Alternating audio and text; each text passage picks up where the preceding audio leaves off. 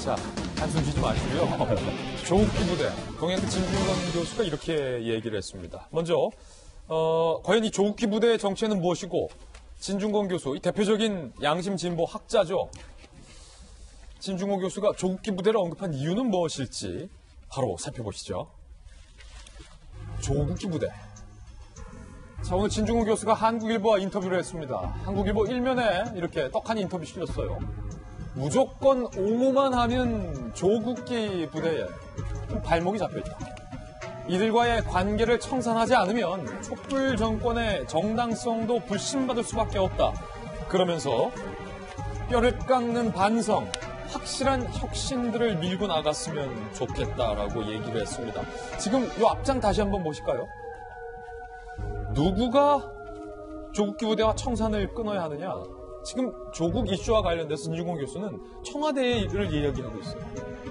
현 정권이 조국기 부대와의 관계를 청산하지 않으면 촛불 정권의 정당성도 불신받을 수밖에 없다. 뼈를 깎아라. 라고 정말 뼈 때리는 돌직구를 진중권 교수가 날린 겁니다. 조국기 부대. 그러면서 반성 못하는 진보에 대해서도 일침을 가했습니다.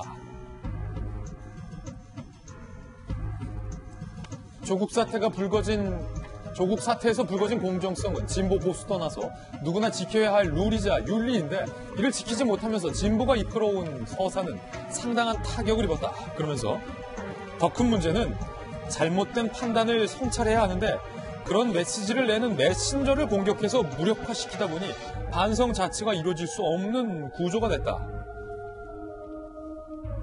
조국을 비판하는 사람에 대해서 공격을 한다.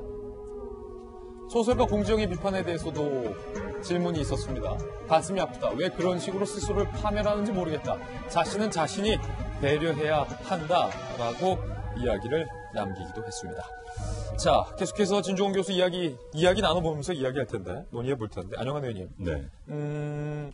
자, 조국기 부대라는 이름을 조어해냈어요. 네, 태극기 부대가 아니라 조국기 부대. 네. 조국 플러스 태극기가 된 것 같습니다. 아마 취지는 맹목적인 지지, 진영 논리에 따른 한미석을 배제한 그런 취지로 이야기한 것 같은데요. 저는 그 전부터 조국 전 장관을 지지하는 그룹들, 물론 본인들은 정서적으로 일치하는 부분이 있어서 한지 모르겠습니다만 과도하게 맹목적이라는 생각을 했었습니다. 그런데 진중권 교수가 그 점을 지적한 것 같아요. 특히 이제 한국일보 기사에 내 편만 바라보고 다른 목소리를 배척하는 편협한 정치와 결별하지 않고서는 또 다른 위기에 빠질 수 있다라는 이야기를 했다는 거죠.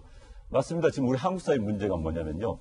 어떤 사건이 한번 터지잖아요. 사건이 언론에서 이슈가 됩니다. 이슈화가 된 다음에 이데올로기가 들어옵니다. 그럼 이데올로기까지 좋아요. 딴 나라에서 볼 수 있는 현상이에요. 이데올로기적으로 나의 시각에서 보는 거예요. 근데 그 다음에는 진영 논리가 들어와 버립니다. 그러면 이데올로기를 넘어선 내 편이 옳은 거예요.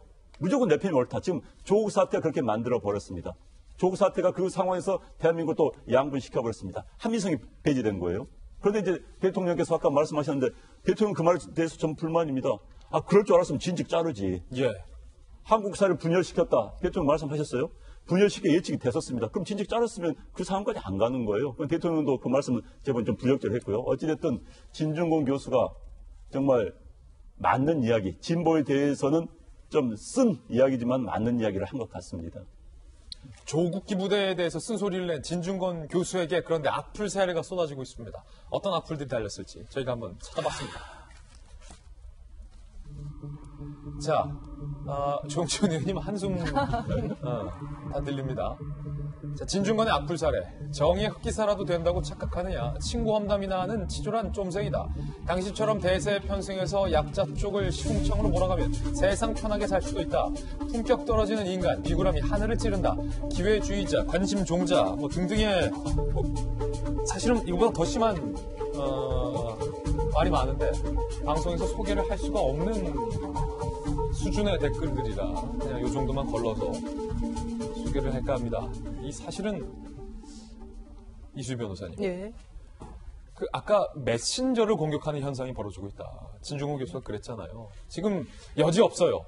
진중권 교수가 누가 좌표를 찍었는지 모르겠다라는 얘기까지 했거든요.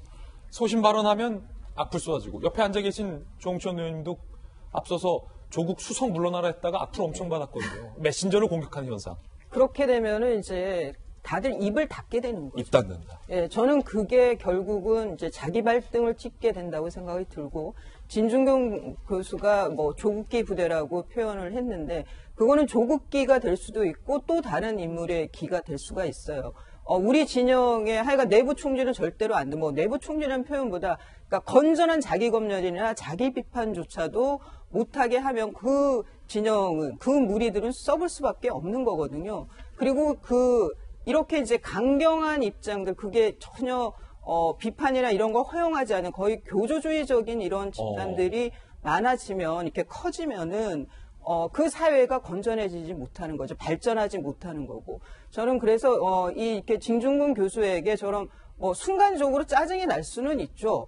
우리 진영 사람이 당하고 그 안에서의 그런 이중성이나 위선들이 보이면서 짜증이라든가 어떻게 보면 좀 손이 안으로 굽는다고, 좀 약한 상태니까 더 좀 편도 들어주고 싶고 하겠지만, 그게 그래도 한계가 있는 거는 이성적이어야 한다는 거. 저는 우리 사회가 탄핵 정국을 거치면서 제일 먼저 했어야 되는 반성은, 과연 우리가 합리적이고 이성적이었었나, 그런 순간순간마다.